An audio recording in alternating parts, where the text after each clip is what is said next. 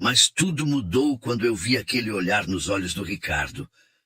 A partir dali, a monotonia se transformou em um pesadelo constante.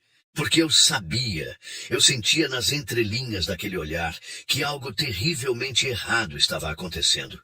E o pior, ninguém acreditou em mim, até ser tarde demais. A contabilidade alfa não era exatamente o lugar onde sonhos se realizavam. Era um labirinto de baias, cada uma abrigando um funcionário tão anestesiado quanto o anterior. Eu era um deles, um número em meio a tantos outros, afogando minhas ambições em pilhas de notas fiscais e demonstrativos financeiros. Meu dia a dia se resumia a cumprir prazos, participar de reuniões intermináveis e sonhar com o fim do expediente. Ricardo, no entanto, era diferente. Ele era o cara popular, sempre com um sorriso no rosto e uma piada na ponta da língua. Todos gostavam dele. Era eficiente, prestativo e tinha uma aura de confiança que eu invejava secretamente. Ele era o sol, em meio à nossa galáxia de conformidade. Mas em uma tarde aparentemente normal, enquanto Ricardo me ajudava com um problema em uma planilha, eu vi. Foi rápido, um flash, mas o suficiente para me deixar perturbado.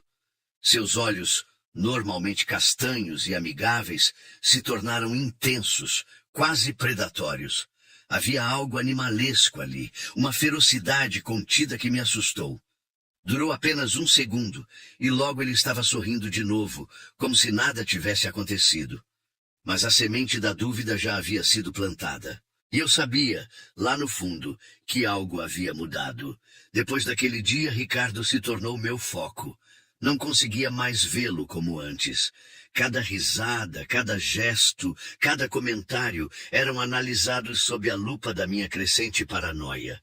Eu tentava me convencer de que estava imaginando coisas, que o cansaço estava me pregando peças. Afinal, o Ricardo que eu conhecia era um cara legal, e impossível ser o monstro que minha mente estava começando a fantasiar. Mas a imagem daquele olhar não me deixava em paz. Ele pairava sobre mim como uma sombra, sussurrando dúvidas e alimentando meu medo. Comecei a evitá-lo, inventando desculpas para não ter que cruzar seu caminho. Mas, como um imã, a curiosidade e o pavor me atraíam para mais perto. Uma noite, enquanto saía do escritório, notei Ricardo deixando o prédio mais tarde do que o costume. A rua estava quase deserta, iluminada apenas pelos postes de luz alaranjados. Instintivamente comecei a segui-lo. Não sei o que me motivou. Talvez a necessidade de provar para mim mesmo que eu estava errado. Ou talvez a macabra atração pelo desconhecido. Ricardo virou em uma rua escura e entrou em um beco estreito, daqueles que parecem ter sido esquecidos pelo tempo. Hesitei por um momento, sentindo um calafrio percorrer minha espinha, mas a curiosidade venceu. Entrei no beco. O que encontrei lá me fez gelar o sangue nas veias. Sombras dançavam nas paredes sujas e sons guturais ecoavam no ar. No fundo do beco, uma figura se contorcia, lutando contra algo invisível. Aos poucos, a silhueta começou a mudar, a se alongar, a se distorcer. Não consegui ver detalhes, mas a cena era grotesca, antinatural. Era como se algo estivesse se rasgando, se transformando em algo diferente. Em pânico, dei meia volta e corri de volta para a rua. Meus pulmões queimavam. Meu coração martelava no peito. Eu não conseguia raciocinar, apenas fugir. Precisava contar para alguém, alertar a todos sobre o perigo que rondava o escritório. No dia seguinte, cheguei ao trabalho exausto e perturbado. Reuni alguns colegas de confiança e, com a voz trêmula, contei o que tinha visto. Esperei que eles demonstrassem preocupação, que me levassem a sério. Mas, em vez disso, fui recebido com risadas e olhares condescendentes. Você deve ter bebido demais ontem à noite, Carlos, disse um deles. Está assistindo muitos filmes de terror, completou outro. A incredulidade deles era palpável, como uma barreira invisível que me impedia de alcançar a verdade. Para piorar a situação, o chefe me chamou para uma conversa em sua sala. Ele estava visivelmente irritado. Ouvi alguns boatos sobre você, Carlos, disse ele com a voz fria. Espalhar histórias desse tipo prejudica a imagem da empresa. Se isso acontecer de novo, terei que tomar medidas disciplinares. Tentei explicar. Jurei que estava falando a verdade, mas ele não me deu ouvidos. Chega, Carlos. Assunto encerrado. Me senti completamente sozinho, isolado em um mar de descrença. Será que eu estava realmente louco? Será que tudo não passava de uma alucinação? A dúvida começou a corroer minha confiança, mas por mais que eu tentasse, não conseguia apagar a imagem da transformação no beco. Aquilo era real, eu sabia, e Ricardo era o centro de tudo. Naquele momento, Ricardo apareceu no meu cubículo. Ele sorria, como sempre, mas havia algo diferente em seu olhar. Era um sorriso predador, um sorriso que me fez gelar a espinha. Tudo bem, Carlos? Ele perguntou com a voz suave. Você parece pálido. Depois da conversa com o chefe, me tornei um fantasma no escritório. Evitava contato visual, me escondia em meio às pilhas de papel, rezando para que Ricardo me deixasse em paz. Mas ele parecia ter prazer em me atormentar, aparecendo nos lugares mais inesperados, sempre com aquele sorriso sinistro. Comecei a reparar em detalhes que antes passavam despercebidos. Ricardo estava sempre faminto, devorando lanches como se não comesse há dias. Suas unhas estavam constantemente quebradas, e seus braços exibiam arranhões inexplicáveis, como se ele tivesse se debatido em meio a galhos e espinhos. E às vezes um odor estranho emanava dele, um cheiro selvagem, animalesco, que me embrulhava o estômago. Decidi que precisava de respostas. À noite, em casa, comecei a pesquisar sobre lobisomens na internet. Desenterrei lendas antigas, relatos de testemunhas oculares e teorias conspiratórias. Quanto mais lia, mais aterrorizado eu ficava. Os sintomas descritos nos sites eram assustadoramente semelhantes aos que eu havia observado em Ricardo. A necessidade de prata, a aversão à luz do sol, a força sobre-humana. Tudo se encaixava. E então encontrei algo que me gelou o sangue nas veias. A lua cheia. Os lobisomens se transformavam em noites de lua cheia. E a próxima lua cheia estava se aproximando rapidamente. O pânico tomou conta de mim. Eu precisava fazer alguma coisa, alertar as pessoas, impedir que Ricardo se transformasse no escritório. Mas quem acreditaria em mim? No dia seguinte, tentei falar com alguns colegas novamente, mas a reação foi a mesma. Riram da minha cara, me chamaram de lunático e disseram que eu precisava procurar um médico. A solidão me esmagava. Estava sozinho, sabendo a verdade, enquanto todos ao meu redor caminhavam cegamente para o perigo. A atmosfera no escritório era palpável, carregada de uma tensão que só eu parecia sentir. Os dias que antecederam a lua cheia foram uma tortura. Ricardo estava cada vez mais nervoso, agitado, como um animal enjaulado. Seus olhos brilhavam com uma intensidade febril e seus movimentos eram bruscos e imprevisíveis. Tentei convencer o chefe a liberar Ricardo mais cedo naquele dia, inventando desculpas esfarrapadas sobre uma emergência familiar. Mas ele se recusou, alegando que Ricardo precisava terminar um relatório urgente. Pare com essa paranoia, Carlos, disse ele, com a voz impaciente. Ricardo é um funcionário exemplar. Você está exagerando. O tempo parecia se arrastar, cada minuto uma eternidade. À medida que a lua subia no céu, a tensão em Ricardo se tornava insuportável. Ele suava frio, tremia e reclamava de dores de cabeça. Eu sabia, a transformação estava começando. Tentei tirar Ricardo do escritório, levá-lo para um lugar seguro, mas ele se recusou a se mover. Estou bem, Carlos, ele disse com a voz rouca. Só preciso terminar este relatório. Mas seus olhos diziam outra coisa. Eles estavam cheios de dor, de pavor, de uma luta interna que eu mal podia imaginar. De repente, Ricardo gritou. Um grito gutural, animalesco, que ecoou por todo o escritório. Ele se agarrou à mesa, seus dedos se cravando na madeira. Seus olhos se arregalaram, cheios de terror. E então a transformação começou. Seu corpo se contorceu de forma grotesca, seus ossos estalando e se quebrando. Sua pele se repuxou e pelos grossos e escuros começaram a brotar por todo o seu corpo. Suas mãos e pés se transformaram em garras afiadas e seu rosto se alongou em um focinho lupino. Seus dentes se afiaram em presas ameaçadoras e seus olhos brilharam com uma luz vermelha e selvagem. O Ricardo que eu conhecia havia desaparecido, substituído por uma criatura monstruosa. Um lobisomem sedento por sangue. O pânico se espalhou pelo escritório como um incêndio. Gritos ecoavam por todos os lados, enquanto os funcionários corriam em busca de abrigo. O lobisomem, agora completamente transformado, rugiu e atacou o mais próximo. Eu que já havia previsto o desastre, consegui me esquivar do ataque inicial. Sabia que não podia enfrentá-lo de frente, que precisava usar minha inteligência para sobreviver. Lembrei-me das informações que havia lido sobre lobisomens. Prata, fogo, luz forte, eram suas fraquezas. Tentei encontrar algo que pudesse usar como arma, mas tudo o que encontrei foram grampeadores, canetas e xícaras de café. Inútil. Decidi que a melhor estratégia era atrair o lobisomem para longe dos outros funcionários, dar-lhes tempo para escapar. Gritei e joguei uma cadeira na direção da criatura, chamando sua atenção. O lobisomem se virou para mim, seus olhos vermelhos fixos em meu rosto. Rosnou e avançou, mostrando suas presas afiadas. Corri para o outro lado do escritório, desviando de mesas e cadeiras. O lobisomem me perseguia, derrubando tudo em seu caminho.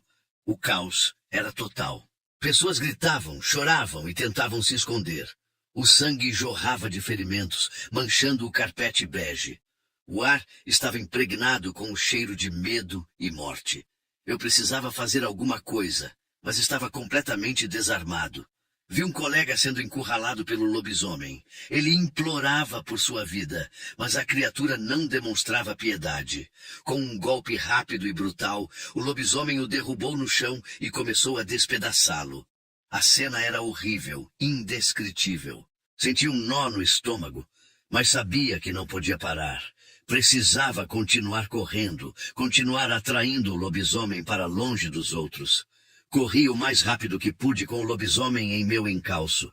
Ele era incrivelmente rápido e forte, destruindo tudo o que encontrava pela frente. Tive que usar toda a minha agilidade para desviar de obstáculos e escapar de suas garras. Conhecia o escritório como a palma da minha mão, cada corredor, cada sala, cada saída de emergência. Usei esse conhecimento a meu favor, correndo por atalhos e me escondendo em lugares improváveis. Mas o lobisomem sempre me encontrava, farejando meu rastro como um cão de caça. Em um momento de desespero, entrei em uma sala de arquivos e fechei a porta atrás de mim. Sabia que não iria me deter por muito tempo, mas precisava de um momento para pensar, para encontrar uma saída. Olhei ao redor, desesperado. Vi um extintor de incêndio pendurado na parede. Uma ideia surgiu em minha mente. Quando o lobisomem arrombou a porta, espirrei o conteúdo do extintor em seu rosto. A criatura grunhiu de dor e cambaleou para trás, momentaneamente cega. Aproveitei a oportunidade para correr para a janela e pular para o telhado do prédio vizinho. A distância era grande e a queda seria fatal se eu errasse, mas não tinha escolha. Respirei fundo e saltei. Por um momento, senti o vazio sob meus pés. Então, minhas mãos agarraram a borda do telhado. Com um esforço sobre-humano, me puxei para cima e rolei para dentro do prédio. Estava salvo por enquanto, mas sabia que o lobisomem não desistiria. Ele me perseguiria até o fim. Precisava encontrar uma maneira de detê-lo, de proteger a mim e aos outros. Mas como? Subi as escadas correndo, tentando me afastar o máximo possível do lobisomem. Cheguei ao terraço do prédio, um espaço aberto e desprotegido. Não havia para onde fugir. Respirei fundo e me preparei para o confronto final. Sabia que não tinha chances de vencer uma criatura tão poderosa, mas não iria me render sem lutar. O lobisomem arrombou a porta do terraço e avançou em minha direção. Seus olhos vermelhos brilhavam com ódio e sede de sangue. Rosnou, mostrando suas presas afiadas. Ergui os braços em sinal de defesa, tentando parecer mais confiante do que realmente estava. Sabia que precisava ganhar tempo, encontrar uma fraqueza, uma oportunidade. Ricardo? Perguntei, com a voz trêmula. Você está aí dentro? Lute contra isso. O lobisomem hesitou por um instante, como se reconhecesse meu nome. Por um breve momento, vi um lampejo de humanidade em seus olhos. Mas a transformação era forte demais, e a criatura logo retomou o controle. Rosnou e avançou novamente. Desviei do ataque e corri para o outro lado do terraço, buscando algo que pudesse usar como arma. Encontrei um pedaço de madeira quebrado, provavelmente de uma cadeira. Não era muito, mas era melhor do que nada. O lobisomem me encurralou contra a parede.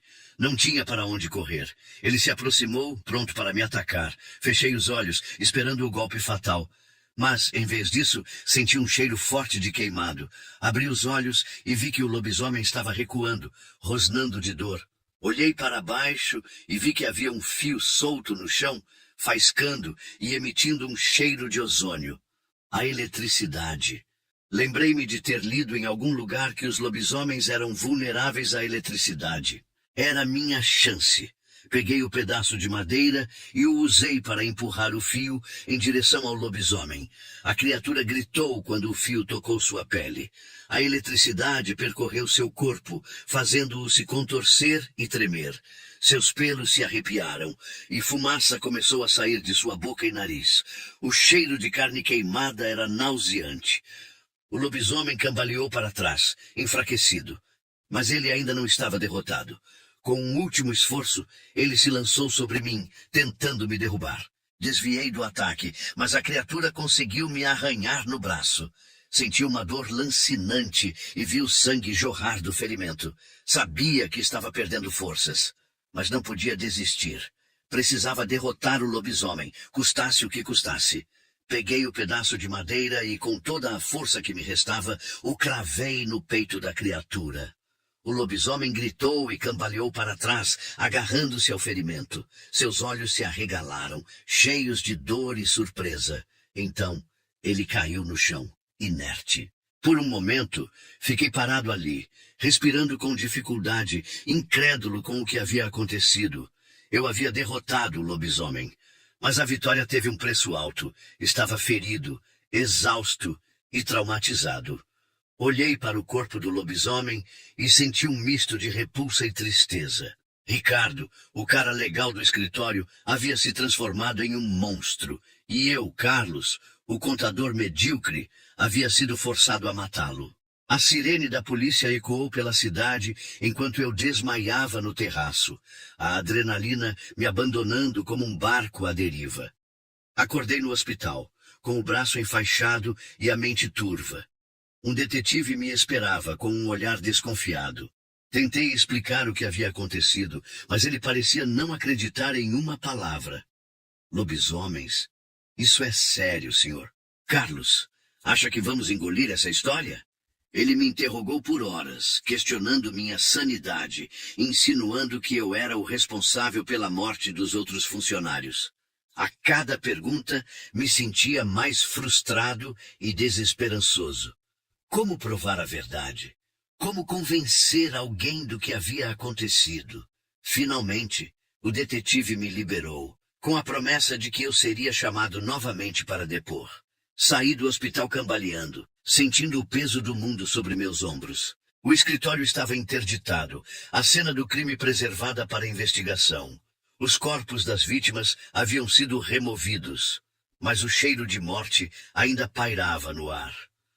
Alguns colegas de trabalho que sobreviveram ao massacre me procuraram, com olhares de medo e admiração. Eles finalmente acreditaram em mim, mas o que adiantava? O estrago já estava feito.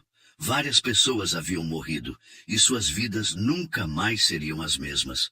Ricardo, ou melhor, o lobisomem, havia desaparecido. A polícia vasculhou a cidade inteira, mas não encontrou nenhum vestígio dele. Acreditavam que ele havia fugido, buscando refúgio em algum lugar remoto. Mas eu sabia que ele ainda estava por aí, à espreita nas sombras, esperando o momento certo para atacar novamente. A contabilidade Alfa foi fechada, declarada falida.